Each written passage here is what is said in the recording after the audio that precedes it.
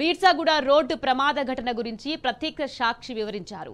ప్రమాద సమయంలో బస్సులో ప్రయాణించిన నరసింహులు అనే జానపద కళాకారుడు చిట్టంపల్లి గేటు నుంచి చేవెళ్లకు వెళ్తున్నట్టు తెలిపాడు. ప్రమాదం 6 గంటల 30 నిమిషాల తర్వాత జరిగిందన్నారు.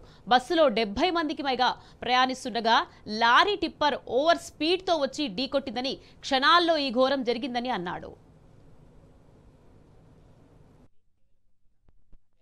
చేవెళ్ల మండలం అది నరసింహులు. నేను ఇక్కడ ఏరియాలో ధూమ్ధామ్ ప్రోగ్రామ్ చేస్తున్న కళాకారుణ్ణి. అయితే అది 6:30 తర్వాత అయింది. అది 6:30 తర్వాత అయింది. పెద్ద ఘటన అది. ఆ యాక్సిడెంట్ అనేది ఎలా జరిగింది? అది సడన్ గా వచ్చి గుద్దింది. టిప్పర్ వచ్చి బస్సుకు సడన్ గా వచ్చి గుద్దింది.